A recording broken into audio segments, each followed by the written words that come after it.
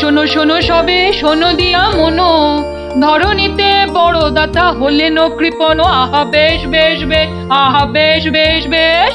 অনাহারে অর্ধাহারে নাহি করে ভোজ, টাকাগুলো সাবধানে তুলে রাখে রোজ। খুবই সাধারণ ভাবে জীবন কাটান, গোপালের বউ কহে শোনে পুণ্যবান। আহা বেশ বেশ বেশ। বলো কি গিন্নি, কিপটে কিনা বড় দাতা?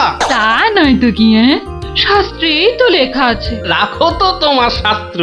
আরে বাবা, তোমাকে বাদ দিয়ে আর কটা কিপটে লোক দেখেছো শুনি? কি বললে? আমি কেপন? আরে না না না, তুমি কিপটে হতে যাবে কেন? আমি বলছিলাম কি, বলছি যে ওই এক কাপ চা হবে নাকি? নিকুচি করেছে তোমার চায়ের, পাঁচালি মাথায় থাক, আমি চললুম। বলি, তোদের দিদিমা দুধ চিনি খরচের ভয়ে এক কাপ চাও দিলে না আমায়। তোরাই বল, দিদিমাটা হাড় কিপটে কিনা? গোপাল দাদু, আজ একটা কিপ্টের গল্প শোনাও। কিপটের গল্প? হ্যাঁ, কিপ্টের গল্প। শোন তবে। একদিন মহারাজ রাজসভায় বললেন, অনেকদিন ধরেই একটা প্রশ্ন আমার মাথায় ঘুরপাক খাচ্ছে, কিন্তু কিছুতেই সঠিক জবাব পাচ্ছি না। আপনার প্রশ্ন ব্যক্ত করুন মহারাজ, আমি আর টেনশন নিতে পারছি না। পৃথিবীর সবচাইতে বড় দাতাকে? এটার কি এমন কঠিন প্রশ্ন মহারাজ? স্বয়ং মহারাজ কৃষ্ণচন্দ্রের চেয়ে বড় দাতা আর কেউ আছে নাকি? একদম সত্য মহারাজ, আপনি থাকতে। কি গোপাল, তোমারও কি তাই ধারণা? কি হলো গোপাল, তুমি দেখছি খুবই চিন্তিত হয়ে পড়লে। মহারাজ অপরাধ নেবেন না হুজুর, পৃথিবীতে সবচেয়ে বড় দাতা একজন কৃপণ মহারাজ। বেটা ভাঁড়ের হলোটা কি? মহারাজের খেয়ে পড়ে বলে কিনা। থামুন আপনি। হ্যাঁ গোপাল, তুমিই বলো। দেখুন মহারাজ, একজন কৃপণ সারা জীবন অতি সাধারণভাবে থেকে আধ পেটা খেয়ে টাকা পয়সা জমিয়ে রাখে মহারাজ, কিন্তু তার মৃত্যুর পর সেই টাকা তার নিজস্ব কোনো কাজেই লাগে না মহারাজ। তার উত্তরাধিকারীরাই সব লুটে পুটে খায়। বেটাকে এবার পেয়েছি বাগে। গোপাল, তুমি তো জানো ওই কদল কুতকুতপুরে আমার এক বিধবা পিসিমা থাকে। বুড়ি এতই কিপটে যে এক বেলা রান্না করে তো 3 বেলা খায়। হ্যাঁ মহারাজ, আমি জানি। এখন তুমি যদি আমার সেই পিসির কাছ থেকে কিছু টাকা আদায় করে আনতে পারো, তাহলে তোমাকে যথাযথ পুরস্কার করব। আর না আনতে পারলে? এর নতুন কি মহারাজ, কাজ করলে পুরস্কার, নাচের তিরস্কার। আমি রাজি মহারাজ, আদেশ করুন কবে যেতে হবে। তাহলে কালই তুমি রওনা দাও, শুভস্য শীঘ্রম। আমি মহারাজের পিসিমাকে ভালো করে চিনি গোপাল, বুড়ির হাত দিয়ে জলও গলে না, আর তুমি কিনা টাকা আনবার বাজি ধরলে। বুঝলেন মন্ত্রী মশাই, বুদ্ধি খাটাতে খাটাতে মাথায় টাক পড়ে গেল। এখন সব বুদ্ধি এখানে এসে জমেছে, একটু ঢেকুর তুললেই। তবে কালই আমি রওনা দিচ্ছি মহারাজ। ঠিক আছে গোপাল, ঠিক আছে। তারপর তারপর কি হলো গোপাল দাদু? তারপর আরে মহারাজকে তো বলে দিলুম পিসির থেকে পয়সা নিয়ে ফিরব, কিন্তু কিপটে বুড়ির থেকে পয়সা আদায় করা কি চারটিখানি কথা রে? তাহলে তুমি হেরে গেলে দাদু? অত সহজ হেন কোনো কাজ নেই যা আমি করতে পারি না। তো রাজ দরবার থেকে বেরিয়ে আমি চললুম সোজা বাজারের দিকে। দে মা আমায় তবিল দাদি, দে মা আমায় তবিল দাদি। রাজার পিসি বড় কিপটে ভারী, তার থেকে যে আনবো করি। দে মা আমায় তবিল দাদি। ইগো কুচো চিংড়ি কত করে গো কর্তা? এগে এমন কিছু না, মাত্র 100 টাকা কিলো। হ্যাঁ তা মাত্রই বটে। এখন আর দরদামে করার সময় নেই, তাই না হলে ঠিক আছে গো, শতখানেক দাও দেখি। মাত্র 100 গ্রাম। কেন গো, 100 নিলে পয়সা লাগবে না বুঝি? তা লাগবে বইছি, কিন্তু 100 নিলেই আপনি কি খাবেন আর ছেলে বউরেই বা কি খাওয়াবেন? ও সে নিয়ে তোমার ভেবে কাজ নেই কর্তা, তুমি ওই 100ই দাও।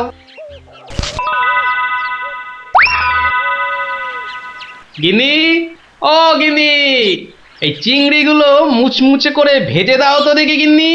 বলে দিন দিন তোমার বুদ্ধি শুধু লোপ পাচ্ছে নাকি? হ্যাঁ, এই শনিবারে বার বেলায় চিংড়ি এনে হাজির করলে যে বড়। হে বাবা বড় ঠাকুর, বাবা পাগলটার অপরাধ নিও না বাবা। যাও যাও যাও যাও, ওগুলো ফেলে দিয়ে এসো গে। ফেলে দিয়ে এসো গে? অত সস্তা, ফেলে দিলেই হলো। এ জেসে মাছ নয় গিন্নি, এ হচ্ছে পুরস্কার আনবার মাছ। পুরস্কার আনবার মাছ? ব্যাপারটা কি? একটু খোলসা করে বলো দেখি। আরে বাবা, আগে যা বলি শোনো, শোনো দেখি। সত্যি গো, তোমার কত বুদ্ধি। দাও দাও দাও দাও, আমি এক্ষুনি মাছগুলো ভেজে রাখছি। এই নাও, এই নাও তোমার চিংড়ি। দাও দাও দাও গিন্নি।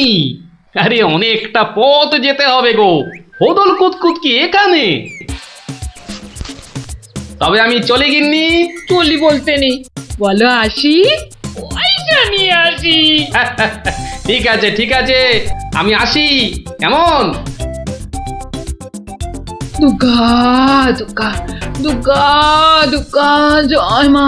মাগো, পুরস্কারটা যেন জোটে মা। অনেক দিনের ইচ্ছে, এক জোড়া মালা গড়াবো। দুর্গা দুর্গা দুর্গা দুর্গা দুর্গা দুর্গা। গোপালি চলেছে তাই ঠুং ঠাং, পয়সা বাজছে টাকে। গোপালি চলেছে খুশো চিংড়িকে ছেকে। গোপালে গোপালি চলেছে গোপাল, একটু পরে কিপটা পিসিরি পুরতে চলেছে কপালে। গোপালে গোপালে গোপাল গোপাল। পিসিমা, ও পিসিমা। কে বাছা, এই ভক্তপুরে আবার কে এলি? পিসিমা, আমি গোপাল গো, সেই কৃষ্ণনগর থেকে আসছি গো। গোপাল মানে আমার কেষ্টর ভাঁড় গোপাল? হ্যাঁ পিসিমা, আমি তোমার কেষ্টচন্দরের ভাঁড়। আর দরজাটা খুলবে নাকি এই রোদে? খুলছি বাছা, খুলছি। একা মানুষ তো, আয় আয় আয় আয় আয়, ভেতরে আয়। একদম জ্বলে পুড়ে গেছিস দেখছি। বস বস বস, আমি একটু জল এনে দিই। নে দেখিন, জলটা খেয়ে নে। একটু চিনি যে দেব, তার আর জো আছে? জানিস বাবা, মাস চারেক আগে 1 আনার চিনি কিনেছিলুম। তা হত ছাড়া পিঁপড়ে গুলো সব শেষ করে দিয়েছে গা। তুই বাবা শুধু জলটাই বরং খেয়ে নে। ও, ঢের কিপটে দেখেছি, এই তো দেখি হাড় কিপটে। না না পিসি, ওই চিনি টিনির দরকার নেই। এমন সময় এলি বাচ্চা, একটু জিরন দে তুই। আমি এক গাল মুখে দিই কিছু। না না না, তুমি ব্যস্ত হইও না পিসিমা। হ্যাঁ, তা পিসি কি রেঁধেছ গো আজ? বিধবা মানুষের আর রাধা বাড়া। গাছে লাউ ছিল, ওটা পেড়ে ঘন্ট করেছি। আর এই আতপ চালের ভাত।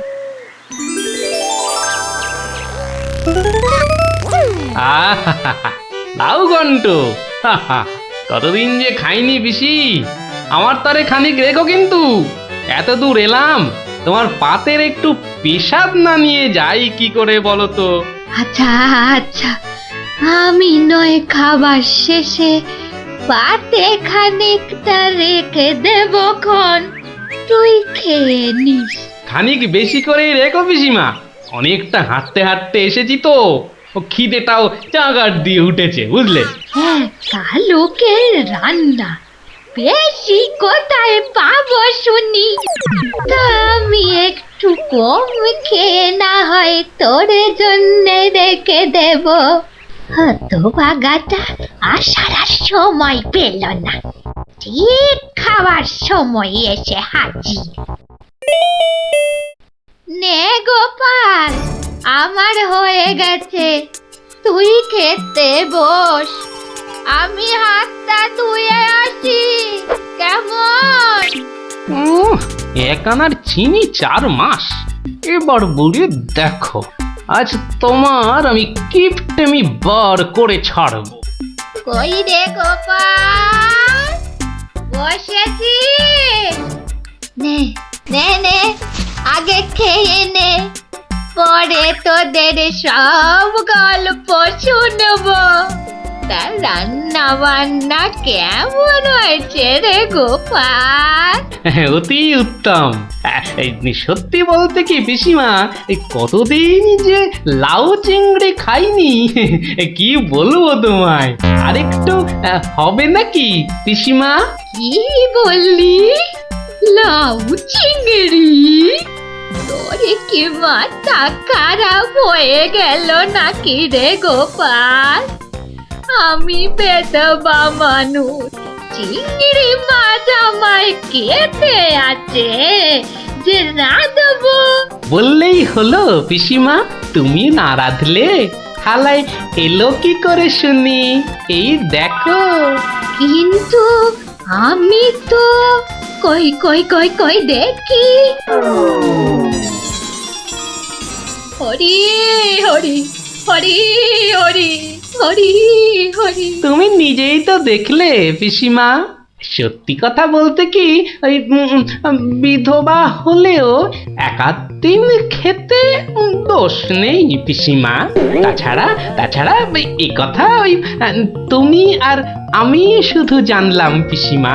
বাবা গোপাল, তোর দুটি হাতে ধরে বাবা, এক কথা তুই কাউকে বলিস নে যেন। এ সত্যি না বাবা, সত্যি না। তা না হয় হলো, কিন্তু ওই মহারাজ যদি আমাকে জিজ্ঞেস করেন, তুমি তো জানো পিসিমা, আমি আমার বউকেও মিথ্যা বলতে পারি, কিন্তু মহারাজকে আমি পারবো না পিসিমা। কেষ্ট যেমন তোদের মহারাজ, আমিও তো তার পিসি নাকি? নে নে বাবা, এই কটা টাকা রাখ, কিন্তু তুমি আমাকে ভারী ফ্যাসাদে ফেললে পিসিমা। মহারাজকে মিথ্যা বলতে গেলে না পিসিমা, আরো কিছু ছাড়তে হবে। আরো? নে নে দেখ, এতে কত আছে? দেখি দেখি দেখি, একটু বেশি পেলেই ভালো হতো, তা এর বেশি নেই যখন, তখন। দেখিস বাবা, এই বেদবার সম্মানটা বাঁচাস বাবা। তুমি নিশ্চিন্তে থাকো পিসিমা, আমার কথার নড়চড় হবার নয়।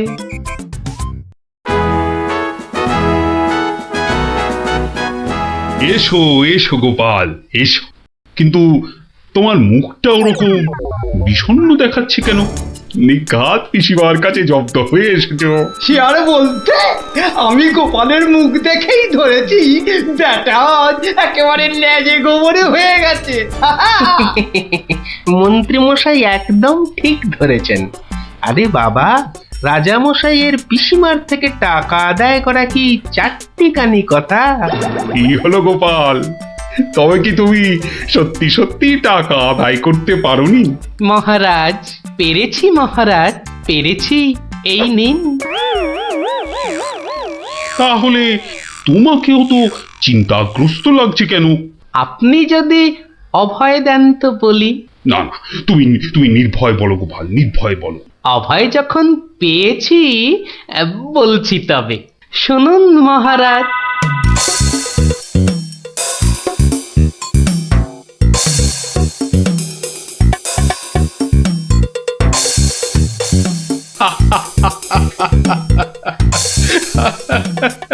তোমার তোমার তুলনা নেই গোপাল, সত্যি তোমার তুলনা নেই। তবুও তুমি তুমি এত বিষণ্ণ কেন? আগে আপনার বিধবা পিসিকে ঠকিয়ে। না না গোপাল, একদম নয়। আমি তো শুধু টাকা আদায় করতে বলেছিলাম, অন্য কোনো শর্ত তো ছিল না। তুমি তোমার বুদ্ধি দিয়ে যে কাজ করেছো তাতে আমি খুব খুশি। তাও মহারাজ। তুমি তুমি চিন্তা ছাড়ো গোপাল, চিন্তা ছাড়ো। কালই আমি কোন অনুচরকে পিসিমার কাছে পাঠাবো, সব ঘটনা সবিস্তারে জানিয়ে আমি ক্ষমা চেয়ে নেব। আর হ্যাঁ, তোমাকে দেওয়া পিসিমার টাকার 4 গুণ আমি ফেরত পাঠাবো। এবার আমি শান্তি পেলাম মহারাজ। আপনি যথার্থই ন্যায় বিচারক। এই নাও তোমার পুরস্কারের অর্থ। তাহলে গোপাল দাদু, তুমি সবার হিসেব উল্টে দিলে, কি বলো? ঠিক বলেছিস গুলটে, দিলুম সব হিসেব উল্টে। আর নয়, সন্ধে হয়ে এলো, এবার সবাই গিয়ে পড়তে বসগে। আমিও এবার উঠি।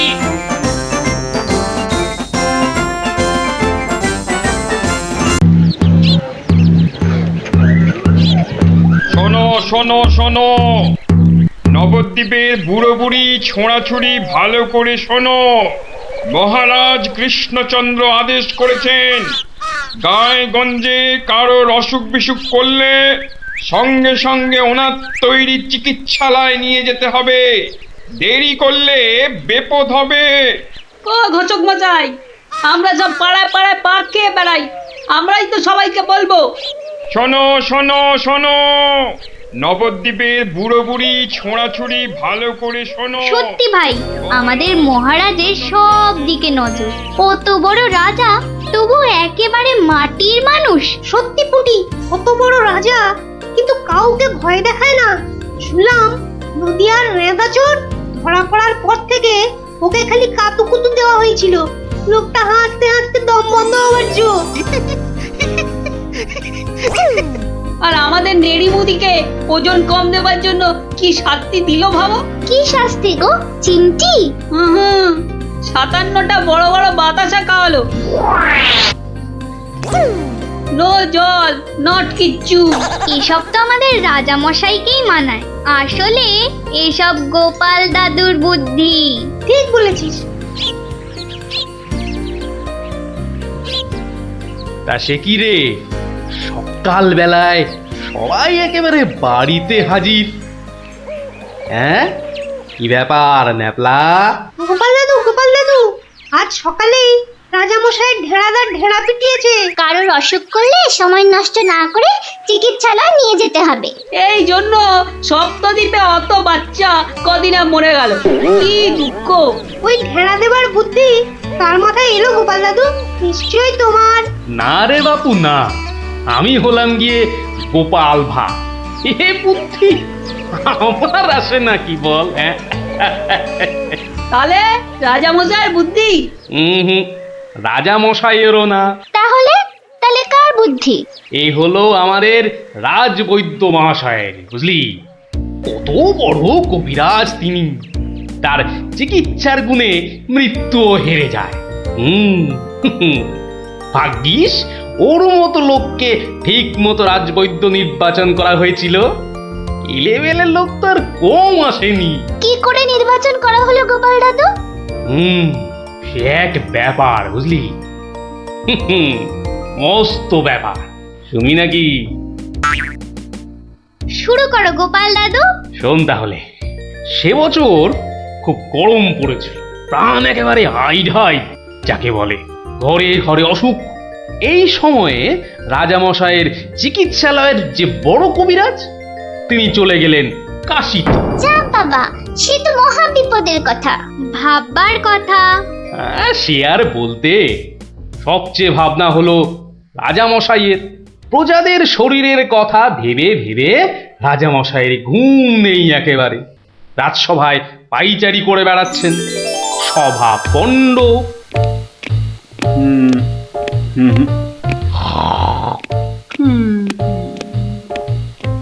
না,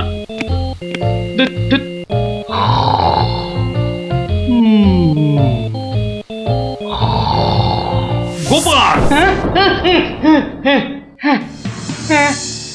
আগে মহারাজ, আপনার মুখ চোখ একেবারে শুকিয়ে গেছে মহারাজ। আপনার এত চিন্তা কিসের বলুন তো?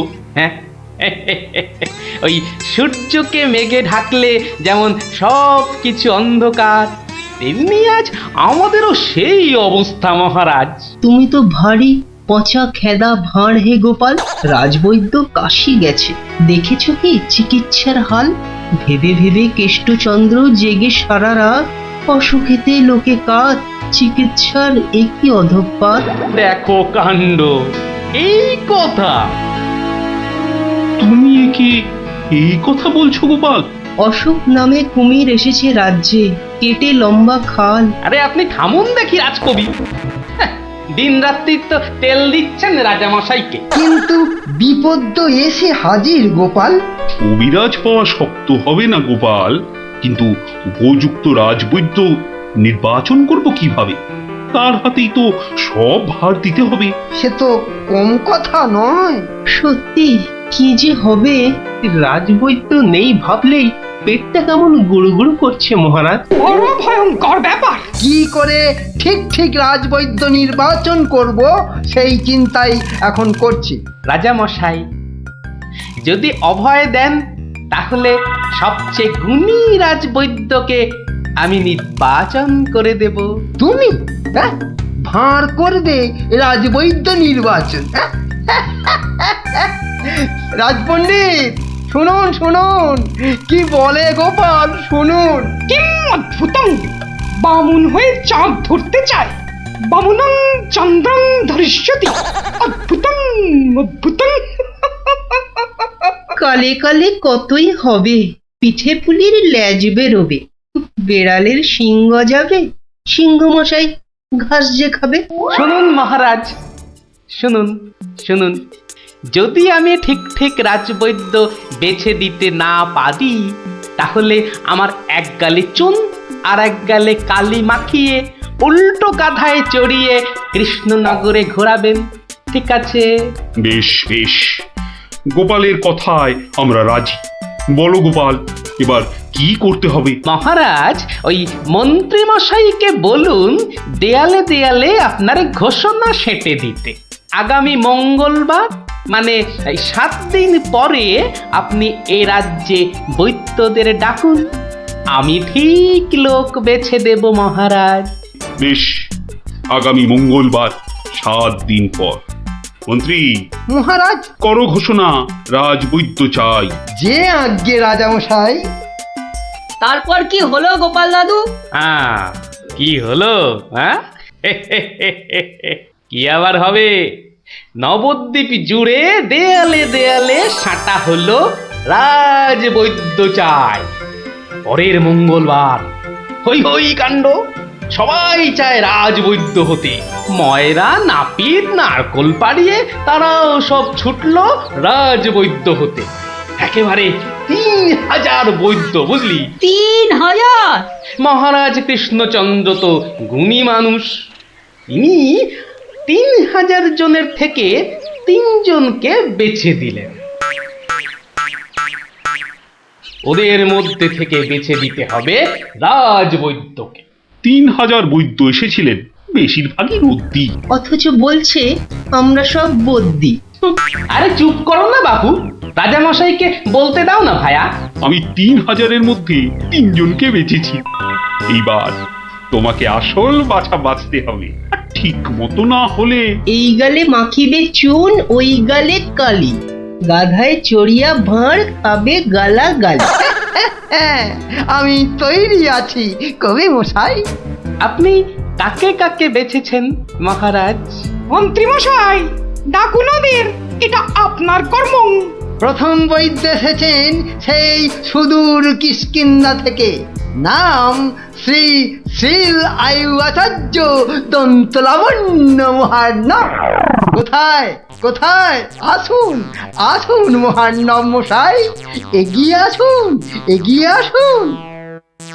দ্বিতীয় বৈদ্য দ্বিতীয় বৈদ্য এসেছেন অলকাপুর থেকে, ওনার নাম হলো মম নাম পিণ্ডাইকরণ কবিরাজন পুঙ্গবং চরক শাস্ত্রী।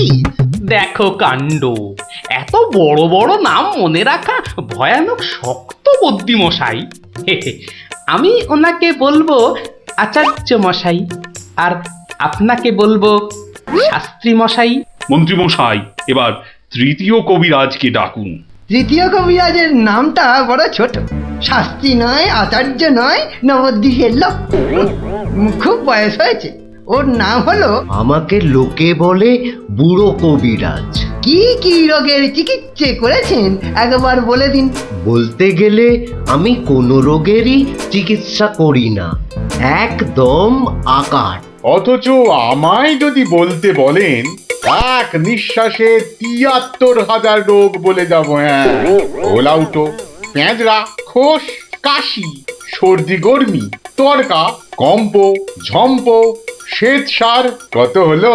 কে এমন মূর্খ আছে যে গুনবে ভারমশাই? ও যদি ৭৩,০০০ রোগের নাম বলে, আমি বলবো ৮৩ লাখ। সব বড় বড় রোগ, সর্দি কাশির মতো নাতি নাতনি রোগ নয়। শুনুন তাহলে, যক্ষা, রক্তাম্বু, অস্থিবাস, বেগুন চোরা, দাপট কাঁটা, আটকা, মরা মাছ, হাঁস পোকা। থামো থামো থামো, ও এ তো কানের পোকা, নাড়িয়ে ছেড়ে দেবে। শুধু কানে কেন মহারাজ, কানে, বগলে, নখে, সর্বত্রই পোকা নড়বে, তবে আমার নাম শাস্ত্রী। গোপাল, আর বিলম্ব করলে দেশত্যাগী হব বলে দিলাম। বেশ বেশ মহারাজ, আমি শুরু করি। আচার্য মশাই। আচার্য মশাই, এগিয়ে আসুন এগিয়ে আসুন। না না না না, আসতে হবে না, আসতে হবে না। বলছিলাম কি, ওই কৃষ্ণনগরের দেওয়ালে দেওয়ালে লেখা হলো রাজবৈদ্য চাই। আপনি বিদেশের লোক, কি করে খবর পেলেন? সে যেতেই পারে গোপাল, মহারাজ কৃষ্ণচন্দ্রের রাজবৈদ্য বলে কথা, কম ব্যাপার নয়, বুঝেছো? বুঝেছি, সে যাকে। কবিরাজ মশাইগণ, সভাসদগণ, আপনারা সবাই জানেন আমাদের শাস্ত্রে একটা কথা আছে, শতং মারি ভবেত বৈদ্য। যে কবিরাজ যত বেশি মারতে পারবে সে তত বড় বৈদ্য। নিন আচার্য মশাই, আপনি বলুন কজন মরেছে এ পর্যন্ত? কি করে হুট করে বলি? বলুন বলুন, ওই ২-৪টে কম বেশি হলে সেটা কিছু হবে না। তা ধরেন মোট রোগী দেখেছি ৩,৮০৬ জন গতকাল পর্যন্ত। হাততালি হাততালি হাততালি। এবারে বলুন আচার্য মশাই, তাদের মধ্যে মেরেছেন কজনকে? মানে কজন মরেছে আর কি। একেবারে ২৫০০। যমরাজের ঘরে পাঠিয়ে আমি কবিরাজ। আর দূর দূর, নাবালক দুগ্ধপস্য 2500 মেরেই একেবারে হনুমানের মতো লাফাচ্ছে দেখো। হ্যাঁ, এ কবিরাজি না করে রাজসভায় নাচুক মহারাজ। হ্যাঁ, এর রোজই 2.5 পো আদা নিম পাতার সঙ্গে বেটে খাওয়া উচিত। আপনি কতজন রোগী দেখেছেন শাস্ত্রী মশাই? 1005 হবে, কি বলো? আমি দেখেছি 18,771 জন, মরেছে 18,300। লোকে আমার দেশে আমার ছবি রেখে চরণামৃত খায়, বুঝেছেন?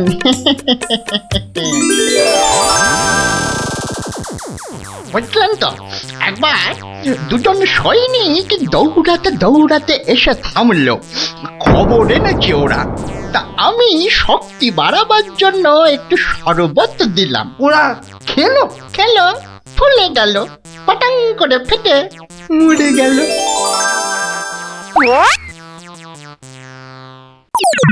এ কি, আপনি কোথায় যাচ্ছেন? আরে পাকড়ো পাকড়ো! আপনি কোথায় পালাচ্ছেন দাদু মশাই? আমাকে ছেড়ে দিন মশাই, আমি এদের মতো অত গুণী নই। সে কি, রোগী দেখেননি আপনি? দেখেছি মশাই, কিন্তু বড় কম। কেন কম কেন? আমি যে রোগ হতেই দিই না। আমার গুরু আমায় শিখিয়েছেন, রোগের কারণগুলো নষ্ট করে দিলে রোগই হবে না। আমি যে তাই করি। কত রোগী এতদিন দেখেছেন কবিরাজ মশাই? সারা জীবনে আমি দেখেছি 1000 খানেক রোগী, আর মরেছে মাত্র 30 জন। তাতেই আমার লজ্জা করে। তাই বলছিলাম, আমায় ছেড়ে দিন। আমি এদের মতো এত বড় কবিরাজ নই। আমি বড় তুচ্ছ। এখানে এসে খুব ভুল করেছি। কিন্তু কবিরাজ মশাই, এখানে না এলে আপনি আরো ভুল করতেন যে। কারণ মহারাজ কৃষ্ণচন্দ্র আপনার মতন রাজবৈদ্যকেই খুঁজছেন। যে কবিরাজ রোগের কারণগুলো নষ্ট করে দেন, তিনিই যে শ্রেষ্ঠ। যে কবিরাজ রোগীর মৃত্যু হলে দুঃখ পায়, লজ্জা পায়, তিনিই তো শ্রেষ্ঠ। মহারাজ, এই আমার শ্রেষ্ঠ কবিরাজ। নির্বাচন শেষ মহারাজ। সাবাস গোপাল, সাবাস। তোমার রাজবৈদ্য নির্বাচন এই দেশের সর্বশ্রেষ্ঠ শিক্ষা। তুমি শুধু হাসির রাজা গোপাল ভাঁড় নও, তুমি এই বাংলার অলংকার। সত্যি গোপাল দাদু ঠিক বলেছিলেন রাজবৈদ্য। রোগের চিকিৎসার চেয়ে বড় হলো রোগ হতে না দেওয়া। তাই সামান্য রোগ হলে চিকিৎসালয়ে আসতে বলে ঢেড়াদার ঘুরে বেড়াচ্ছে। এমন রাজবৈদ্যকে তুমি বলেই নির্বাচন করতে পেরেছো। রাজা মশাই ঠিকই বলেছেন, তুমি শুধু হাসির রাজা নও, তুমি জ্ঞানের রাজা গোপাল ভাঁড়।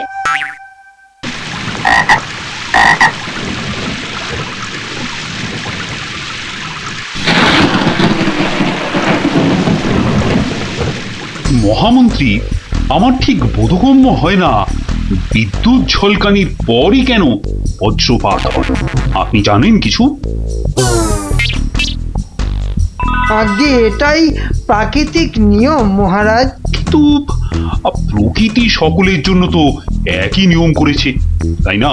আগে হ্যাঁ মহারাজ, প্রাকৃতিক নিয়ম সকলের জন্য একই। তাহলে আপনার মাথায় ভর্তি চুল আর গোপালের মাথায় টাক পড়লো কেন?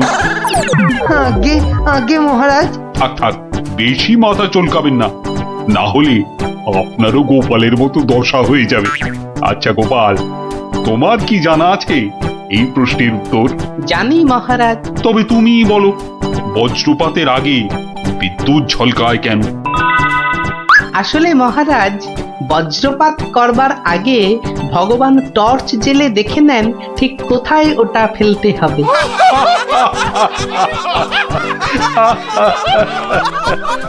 একেবারে গোপাল সুলভ উত্তর।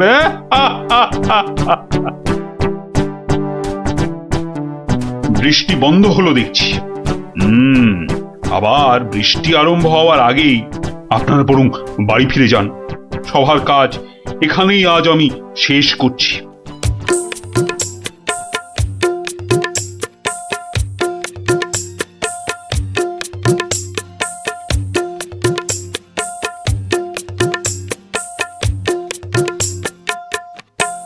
বলি পথ ছাড়বে নাকি কাল যা করেছিলাম আজও তাই করতে হবে? এই রে বেটা গোপাল ভাঁড় মহারাজ কৃষ্ণচন্দ্রকেও খোল খাইয়ে ছাড়ে, আমি তো কোন ছাড়।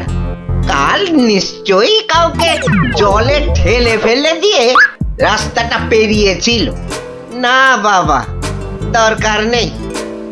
মানে সরে দাঁড়ানোটাই বুদ্ধিমানের কাজ হবে দেখছি। কি হলো কি? হ্যাঁ, পথ ছাড়বে নাকি?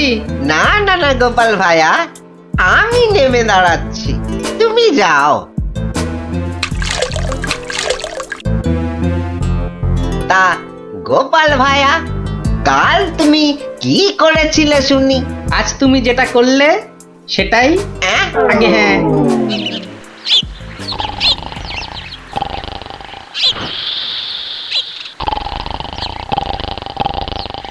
আচ্ছা গোপাল দাদু, কদিন আগেও তো তোমার চালা ঘর ছিল, এত তাড়াতাড়ি পাকা বাড়ি কি করে হলো শুনি? হ্যাঁ, সেটা একটা ঘটনা বটে, বুঝলি? হ্যাঁ গোপাল দাদু, আজকে বরং সেটাই শোনাও। শোন, তবে বলি সেই ঘটনাটা, কিংবা এই দুর্ঘটনাও বলতে পারিস, বুঝলি? একদিন আমি দরবার থেকে ফিরছি, দেখি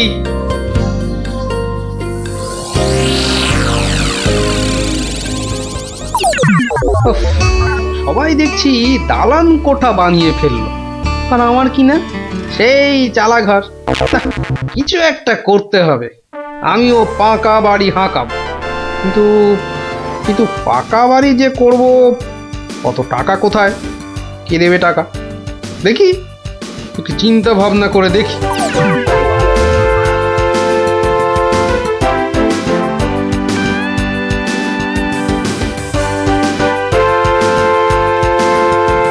কি গো, এই অবেলায় শুয়ে পড়লে যে? শরীর টরীর খারাপ নাকি? হ্যাঁ, বলি কানের মাথা খেয়েছ নাকি? হ্যাঁ, কি বললুম শুনতে পেলে না? বুদ্ধি খাটাচ্ছি গিন্নি, বুদ্ধি খাটাচ্ছি। থাক থাক থাক থাক, আর বুদ্ধি খাটিয়ে লাভ নেই। একটা মশারি খাটাতে গেলে যে উল্টে পড়ে যায়, সে কিনা বুদ্ধি খাটাবে? আরে বাবা, বুদ্ধি খাটিয়েই তো 2 পয়সা কামাচ্ছি, নইলে নইলে নইলে কি হতো শুনি? না, তেমন কিছু না, ওই উনুনে হাড়িটা চড়তো না, এই আর কি। যাক, খোকাকে একবার ডেকে দাও তো। খোকাকে? খোকাকে আবার কি দরকার? বেশি কথা না বলে ডাকোই না তুমি বাবু। তোমার ব্যাপার স্যাপার কিছুই বুঝি না বাপু। ওরে ও খোকা, খোকা! আমাকে তুমি ডাকছো বাবা? হ্যাঁ শোন, কাঁচা বাড়ি পাকা করবার একটা মতলব এটেছে, বুঝলি? তাই নাকি? আমাদের পাকা বাড়ি হবে? হবে রে বাবা, হবে হবে।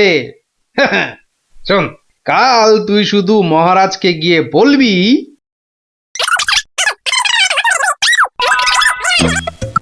কিরে পারবি তো? পারবো না মানে? আলবাত পারবো, তুমি নিশ্চিন্ত থাকো বাবা।